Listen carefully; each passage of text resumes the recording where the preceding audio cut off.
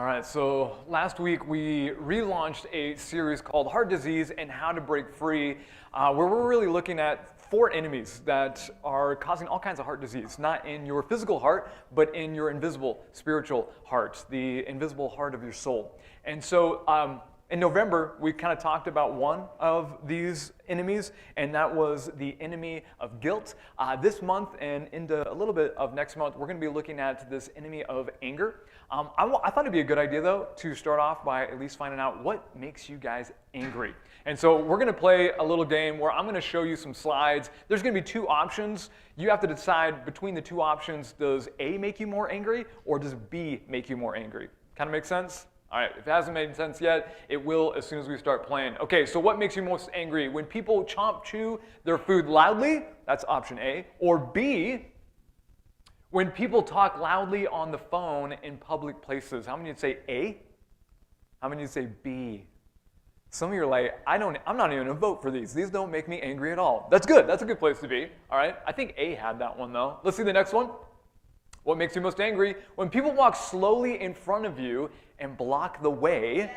Or B, wait for B, or when someone hovers over your shoulder while you're trying to work. How many guys would still say A? There was a few there. Okay, how many say B?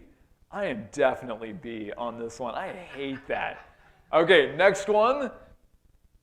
What makes you most angry? When someone tells you to calm down or cheer up when you're totally fine. Or B, when someone asks a question that you just answered. How many say A? How many say B? B. In my family all day long. Oh my goodness, pull my hair out, right? All right, next one. What makes you more angry? When someone doesn't say thank you after you provided a service for them. Or B, when you are put on hold for longer than 5 minutes. How many say A? Okay, a few of you. How many say B? Yeah, the B's have it clearly on this one. I think there's one more. We might have one more after this, but I think it's just one more. What is it? Oh yeah, here we go. What makes you most angry? Being told that you're wrong when you know you're not wrong, right? Or B, when someone interrupts or talks over you. How many say A? How many say B? That's a lie. It's A. It's A all day long. None of us like being told we're wrong, but I'll let you have that one all the same. Okay, so here's the thing. Games like this are kind of fun because we typically like talking about our pet peeves, and we can get a chuckle out of these things. But here's what I know about you. Every single one of you, like, none of these things actually make you angry. Like, none of them. Not a single one of these make you angry. And how do I know this? Because if we were hanging out and one of those things happened, let's say, for example, Jen and I are on a hike. And clearly, she gets angry about people going slowly in front of her, blocking her. And maybe she expresses that to me, and she says, oh, I just cannot stand it when people, right? Or maybe those of you who raise your hand, I don't like being put on hold for longer than 5 minutes, and you turn to me and you're like, oh, that drives me nuts. It's been 10 minutes, right? Okay. Or maybe someone, we serve together. We do a service project together, and afterwards they didn't even say thank you, and they're like, you know what, if there's one thing. And what if I had the guts to say, okay, well, it sounds like you're angry. Or maybe, did that make you angry? None of you, not a single one of you would say yes. Instead, what would you say? No, that doesn't make me angry, right? That's what you try not to say, because then we'd all know that you're actually angry. But what you would say is, no, that doesn't make me angry. It just makes me frustrated. Am I right? Like, none of you would admit to being angry. You would say, no, I'm not angry. That's just frustrating to me. But let's say I had enough nerve to potentially make you angry by asking, well, what's the difference? Like, what's the difference between frustration and anger?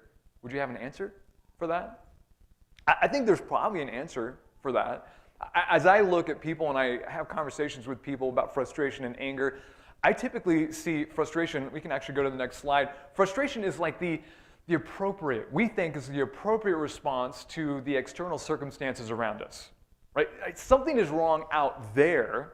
He did this. I can't believe that happened. Something is wrong out there, and you're taking the appropriate response to the injustice that's happening out there. Like, how dare he say those words? How dare she not actually come through? But that's the appropriate response. The frustration is, it's out there, it's not in here. Where anger's a little different, and we don't like to admit to anger so much because anger, there's this understanding that it's something that's percolating from inside that oftentimes boils up and boils out of us. That we can't so easily just point the finger and say, well, it's actually them, it's actually this. Instead, anger says, no, that's actually coming from within. Now, I don't think any of us want to be labeled as angry people, but let's go ahead and just get a show of hands. Can we all admit that although we don't want to be labeled as angry people, we've all been angry before? Some of you have a harder time admitting to this than others, but that's all right. That's all right. We'll let the Holy Spirit do some work in your heart today, see where he leads you. We're going to just go ahead and go with the idea that we've probably all experienced some anger, and I think there are different types of anger. I think there's different types of angry people. Let's look at a few of these. So we're going to refer to the first category, and I think this is the category we're most familiar with, or at least it's most obvious. It's the extroverted anger. You guys know the extroverted anger. This is the person who doesn't mind screaming. When they get angry, they yell. They want to slam doors. Maybe they're tempted to use expletives. Maybe they even want to throw some fists. Like, that's the extroverted anger. And I think when we typically think of angry people, we think of extroverted anger. Then there's a whole nother category. We're going to refer to this as introvert anger or introverted anger. This is the individual who would never consider yelling, never slam a door. How barbaric. Who would do that? But they scream and they yell with their moodiness and their silence. Their cold shoulder, it's like frostbite to the people in their life. And they're able to control and scare just by a glare, right? That's the introverted anger. Now, whether you are extroverted and you try to shut people down, or you're introverted with your anger, shove it down, the results in the relationships around you are pretty much the same, right? There's a third type of anger that I want to at least give some acknowledgement to, and we're going to refer to this as Crusader Anger. I think if you've been around the church long enough, you might see it referred to or heard it referred to as righteous anger. This is an anger that typically boils up in us because there is an injustice that we just know it's evil. There's something that's sinful, there's something that is wrong, and there is this understanding based on God's word that God actually hates that. And he hates to see people abused or hurt in that way. And so there's almost this sense of, okay, I know God doesn't want this, and maybe he's even helped create me to end this and to be a counterbalance to this injustice and this evil in the world. Think about some of the really amazing things that have happened throughout the course of human history that have been a result of Crusader anger. We think of things like, even currently, right now, people crusading really to end not only poverty, but racism, as well as slavery. All kinds of things. We think about the women's suffrage movement. We think about civil rights. All of that came from this, crusader or righteous anger. Now, just like a doctor probably is not going to spend a whole lot of time, really diagnosing where you're getting all this really great cholesterol in your bloodstream. They don't really monitor and really care much about that because it's good for you. So it's okay, yeah, you've got it, that's good. We're not going to spend a whole lot of time talking about this Crusader anger. Instead, we're going to look at the bad cholesterol. We're going to look at the other side of anger. And if you have your Bibles, go and turn to James chapter 3, because James, who, if you are not familiar with this, he's actually the half-brother of Jesus. Same mom, different dad is what that ends up being. He writes about anger, and he's going to not only help us diagnose where anger comes from, but he's going to give us a health regimen to actually dislodge anger from our hearts so that it stops wrecking the relationships around us. Again, James chapter 3 is where we're at. I'm going to start reading in verse 13. It is going to be on the screen behind me. He begins, "Who is wise and understanding among you?" So he begins with a question. I think this is a really good question, maybe just to throw out to you guys. This letter that James writes was not intended specifically just to one specific church. This was meant to be one that gets spread around. This would be a great time for us, maybe even as a church, just to imagine ourselves receiving this letter from James, the half-brother of Jesus, this wonderful Christian leader in the Jerusalem church, and just kind of process, okay, what if we were hearing this for the first time? So he asks the question. Do we have an answer for it? See if you can answer this. Who is wise and understanding among you? Are any of you interested in raising your hand and say, well, maybe that's me? You guys feel wise? You feel like you got some understanding? I would hope all of you are tempted, at least, to raise your hand. Because as we look at what biblical wisdom is, it's just the idea of understanding God's truth and then living in that truth. And so I hope that as I'm talking to an audience that I think make up mainly Christians, I hope you guys, I think I've got some wisdom. I think I have some understanding. Like living with wisdom and understanding, it has this idea that you know that the choices that you're making like yesterday, well, that's impacting today. And the decisions that you're going to be making today, well, that's going to impact tomorrow. And so you're going to live with God's truth at the forefront of your mind because you know that living in God's ways and being obedient to Him, well, that's going to set you up for the future that you ultimately want. What do you think? You guys people of wisdom, of understanding? That's the question. And then he continues. If you are, and I hope all of you say, yeah, I think that's where I'm headed, then let us, show it by their good life, by deeds done in the humility that comes from wisdom. Let them show it by their good life and deeds done in the humility that comes from wisdom. So if you have this understanding of, okay, what I'm doing today is going to impact tomorrow, well, how are you going to live? You're going to live a good life, one that represents Jesus. You're going to live a life that is humble. There is this idea, this sense that people of wisdom, people who are living in humility, well, they recognize that the world doesn't revolve around them. Like that's what humble people do. They just recognize, okay, the world does not revolve around me. So tomorrow you might have moments where you can demand your rights. You guys are all going to have these moments tomorrow. Maybe it's with a spouse, maybe it's with a colleague, maybe it's with a student at school, where you can demand your way. You can say that your ideas are right, your ideas are where you need to start, taking the company, whatever it might be. Or you can listen and you can hear, well, maybe I need to be humble enough to at least hear them out. Maybe you're having a moment where you just start to realize, okay, maybe there's a sense in me that I think the world is starting to revolve around me. Humility says, okay, I got to tap the brakes then, because the world doesn't revolve around me. And I'm going to live with this understanding, this wisdom. So again, let's not spend too much time here, but he's building to something. Verse 14 it says, but if you harbor bitter envy and selfish ambition in your hearts, do not boast about it or deny the truth. So although you might be a person of wisdom and understanding, and you recognize, okay, what I'm doing today is going to affect tomorrow, and so I'm going to live in this humility, the world doesn't revolve around me, although you might know that, sometimes it's easier just to default to envy and selfishness. Sometimes it's easier just to default to selfishness where we think, yeah, but I want it, and I can demand it, and I need it, and I have to have it, and we focus on ourselves. This, James would say, is not wise. And in fact, not only is it unwise, it's actually a denial of the truth. And as Christians, we don't deny the truth, we live in light of the truth. And so we live and understand, okay, this is God's truth, and we're going to live out God's truth. He continues, verse 16. For where you have envy and selfish ambition, there you will find disorder and every evil practice. So what ends up happening? What ends up happening if we start to think that the world revolves around us, that our way is the best way, that we must demand our rights whenever we have the opportunity? He says it. He says, for where you have envy and selfish ambition, there you will find disorder and every evil practice.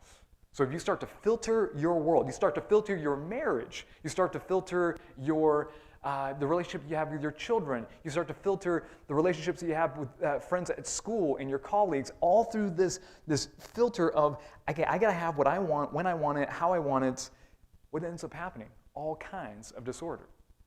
So again, what is James building towards? He's building towards a conversation about anger. And so where do we see this conversation going? Let's pick it up in verse 1 of chapter 4. What causes fights and quarrels among you? Okay, this is the second question.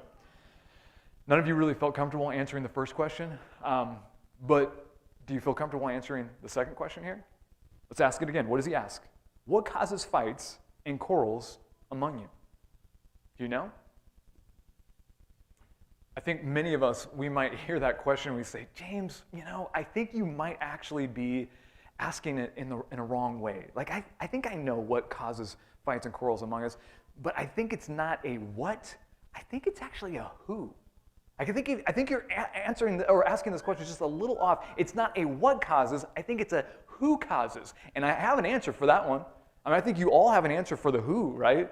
Oh, it's my brother, man. He drives me nuts. He's always stealing my stuff, and he's the one that's causing quarrels and all these contention in our family. Like, it's my brother. Or maybe it's the sister, or maybe it's the coworker, or maybe it's the boss, right? Your boss, your fellow coworker. I mean, anytime that you have a small infraction, they jump all over you, but they never admit to ever making any mistakes. Yeah, you know who causes fights and quarrels. It's that guy. It's that woman in the office. Who causes fights and quarrels? It's my mother-in-law. She walks into my house and she cannot help herself. She just has to make her tiny little judgmental comments. I don't know why she thinks she can raise her children better than me. I mean, I'm married to her child, and that child didn't turn out that great, right? So how can she tell me how to raise my own, right? I know who causes fights and quarrels among it's my neighbor. I mean, he comes over, and I didn't ask him about lawn care, but he wants to tell me the perfect way to like take care of my lawn. I know how to mow my own lawn. Like, yes, your power washing skills might be better than mine, but I'm going to figure it out. I know who causes quarrels and fights. It's those guys, right? It's this situation. It's out there. It's not in here, is it?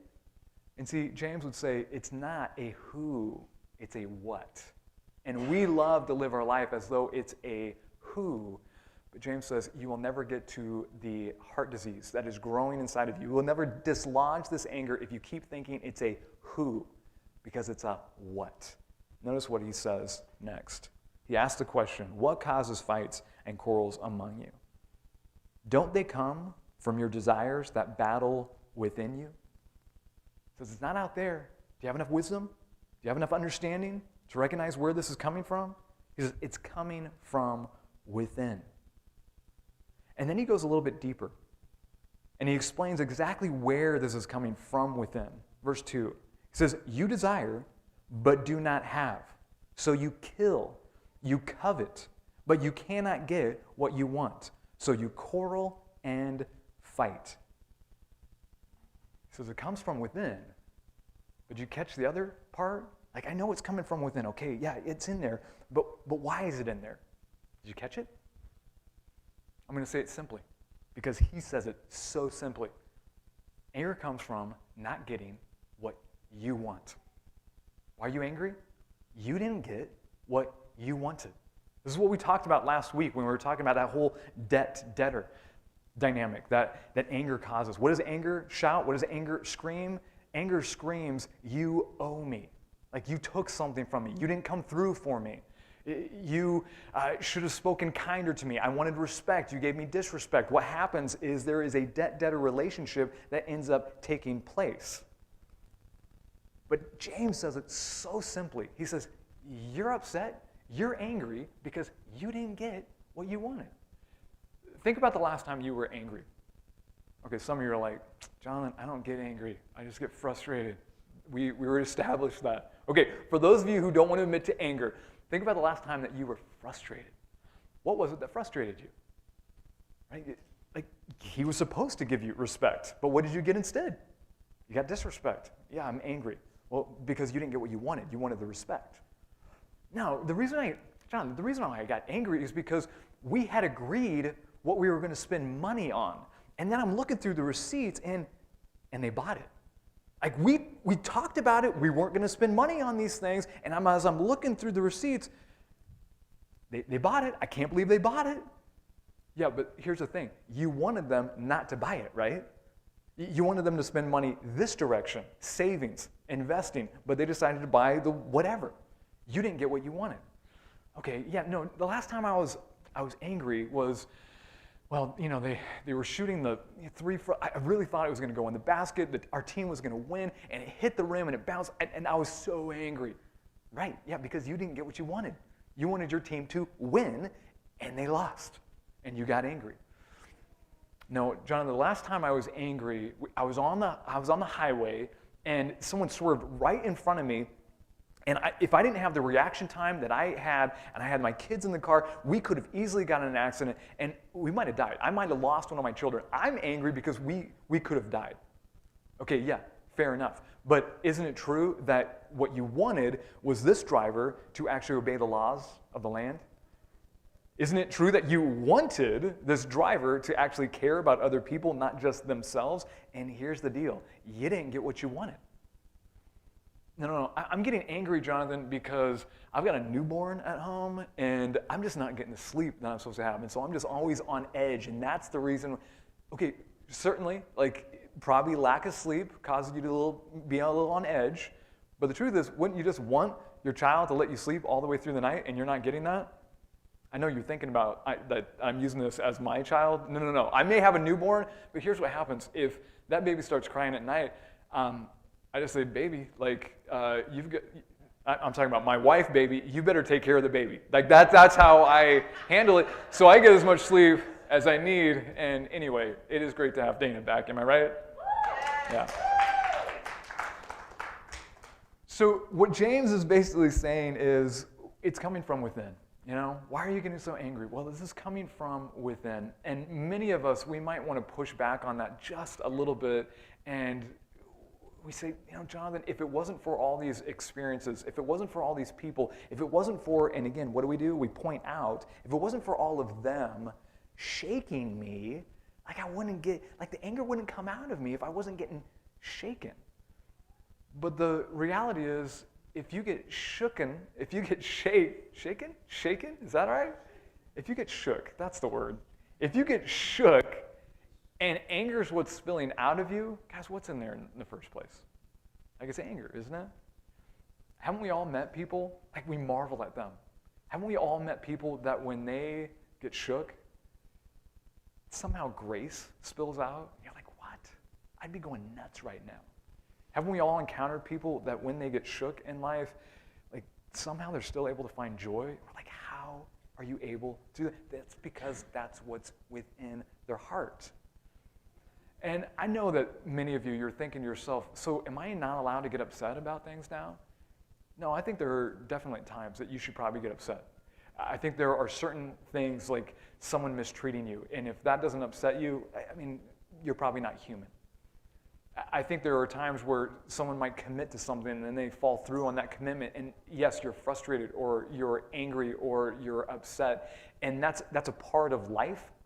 But more than anything else, what I'm trying to do is allow you to at least own your slice of the pie. Because that heart disease of anger will just continue to grow and rot your soul if you keep pointing fingers at everyone else and not actually owning what's actually growing in your own heart. I want to switch gears just for a little bit, for a moment, and I want you guys to think about some wounds in your life. Process as deep as you want to go. Maybe this is just something that happened a few weeks ago. Maybe it's happened a few decades ago. But what I want you to do is I want you to just kind of process for a moment some of the wounds that you've had. Maybe it was the wound. Think about those debts that you've had in your life. Maybe a family member, their job was to protect you, and they didn't. And when you think about it, even to this day, it might have happened decades ago, there's still this anger that kind of boils up inside of you. Maybe it's a colleague who stole your money. Maybe it's an accident that caused an injury that you are still suffering from today. Maybe it was just these words spoken over you day in and day out for a season of your life, whether that was at work or at home or at school. And anytime you think about that experience, there's just this anger and this insecurity. There's a wound that gets reopened in your heart. Go as deep as you want to go, but I want you to try to identify that moment in your life. I think it's in these moments that it's a little harder for us to think of anger only as, well, I'm not getting what I want. Because there's a theft that took place, right? They were supposed to protect you, but they stole your innocence.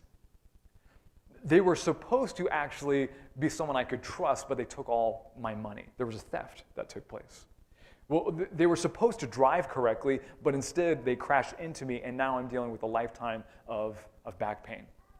And each time you think about it, you just get angry about it because there has been a theft that has occurred. And I think it's a little harder to look at how anger is just, well, I just didn't get what I want, when those are big thefts. And so on one hand, when we're looking at maybe the trivial, we're thinking about the pet peeves. Well, the reason why I'm angry is because I'm not getting what I want. And that's certainly true. By the same token, when you're looking at that debt-debtor relationship, remember, anger is always screaming one thing. Anger is always screaming, you owe me. You owe me. You took something, you owe me. And until either that debt is forgiven or until that debt has been paid, there's going to be an imbalance in the relationship. There's going to be an imbalance in your heart. And the reason I bring this up is not because we're going to do a deep dive into the darker sides of maybe your story and the wounds in your life, but I'm trying to prime the pump for where we're going next week and the week after that. Next week and the week after, we're going to do some open heart surgery on some of those bigger wounds. But I want you to just own this reality that James talks about. The reason why you're angry is because you're not getting what you want. And so what I want to do is I want to just kind of give you some direction and some help, maybe even a few challenges going into this week. But what I'd like you guys to do is, I think there's probably a few of you who are here and you're always angry. As we were doing this exercise, you're like, I can't choose. Like A and B, like I hate them both. Like those are horrible and I would just be angry about it. There's just like this low level anger that is consistently in you. Or maybe it just flashes every once in a while. You're not always angry, but you find throughout your week that you'll have these flashes of anger that you feel like, I don't even know where that came from. That just came out of nowhere. And you haven't really identified what it is, but other people have noticed it in your life. Other people have bumped into you, and because they bumped into you, what spilled out of you was anger, and they're like, whoa, where did that come from? And they don't necessarily know how to deal with you, and so what do? They tiptoe around you because they're not quite sure if just that tiny little bump is going to create another rage monster. And so in that, if this is you at all on either end of that, I bet you have a story to tell. Every one of you probably have a story to tell, and it probably has to do with some wound at some point in your life. That there was a theft at some point in your life. It may have been decades ago. But there's a wound that it gets opened up a little bit, and although you are wanting that person or that group or that maybe that company to pay for what was stolen, you can't get them to pay, and so you cause other people to have to pay. Are you aware of what your story is? You got enough chapters written? Do you understand what all the paragraphs are? Have you figured out what it is that it may be causing that anger? Because it's all coming from some sort of theft. Someone owes you. So have you figured it out? Better yet, have you ever told anyone that story before? People bump into you and they experience your anger, but have you ever told them the story so that it kind of makes sense to them?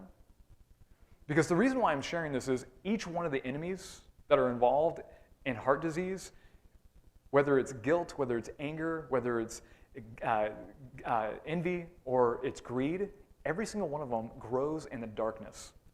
But when they're exposed to light, that's when they lose their strength and their power. And I think some of us, we've gotten comfortable with our anger, we've gotten comfortable with our story, and we hold on to it, and it's a justification for how we behave. But maybe you're just one story away from actually allowing anger to be dislodged from your heart. Let me give you an example of what I mean by this. So I've got a son, I've got 5, but one son in particular who admittedly knows that he can get angrier than his other brothers at times. So he'll just have these big outbursts. He's gotten a lot better. But years ago, I would respond to him just by like, buddy, like take a chill pill, man. Like it's not a big deal, just let it go. And he's fuming, right? I'm like, just like move on. It's not worth it. And what I found was he originally was an extroverted anger. And then when I'd start to like put him in check, he would become introverted anger. And what I noticed is something started getting lodged in his heart. And although on the outward, appearance that, he's not yelling anymore, there's still something getting lodged there. And I started realizing, okay, I need to change my tactic, because if I don't do something, something's going to get lodged there, and who knows what's going to happen later on in his life. And so I started asking this question. I just say, hey, buddy, like right in the middle of like the rage. Say, hey, buddy, what's going on in your heart? Like right now. And sometimes I do like physically like tap his little chest. Say, what's going on in there? What's going on in your heart? And what I would try to do, and I'm going to say this story, and I'm going to share my method. Know that I do not live this out 100% perfect 100% of the time, but this is where I aim with my son. What I ask is, what's going on in your heart? And then I listen to his story as best I can. I allow him to share why he's so angry, why he's so upset. And as he begins to share, I do my best not to interrupt. This is where I probably fail most of the time, because I just want to interrupt and say, that's crazy, like move on, that's not a big deal. But I try my best to hear his story, and as he's telling his story, I begin to see something happening in his heart. And then after he shares his story, I do my best to empathize with where he's coming from. I do my best to say, oh, you know what, you're absolutely right. Like if that had happened to me, I'd be angry. Like if my brothers treated me that way, yeah, I'd be a little upset about it.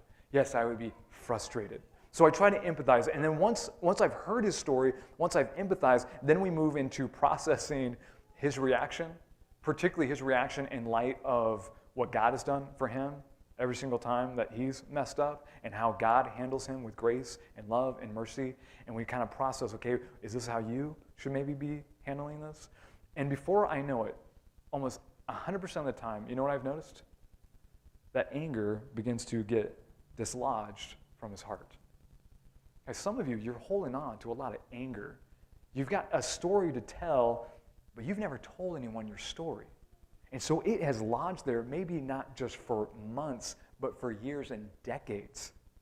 And when people bump into you, it just kind of comes out of you, and no one really knows why it comes out of you. No one knows your story. Guys, you might be just one story away from dislodging this heart disease called anger in your life. Now, I think there's another group of you here that you like telling your story.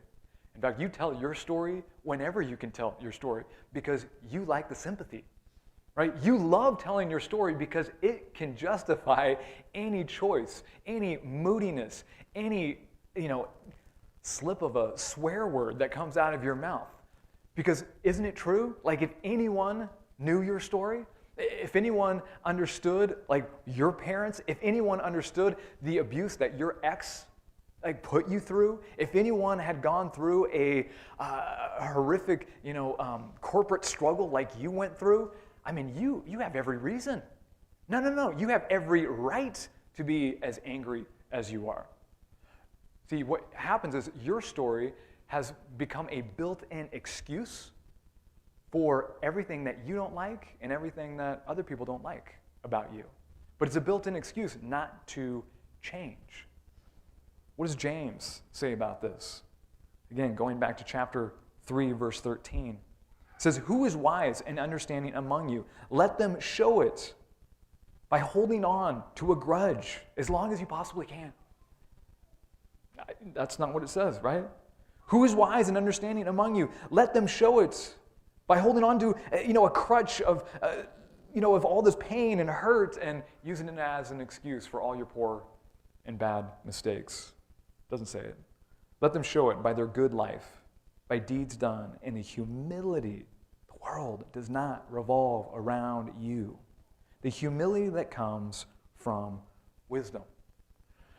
I want to give you guys 3 challenges as we wrap up today. These 3 challenges are not supposed to all be done. You choose one.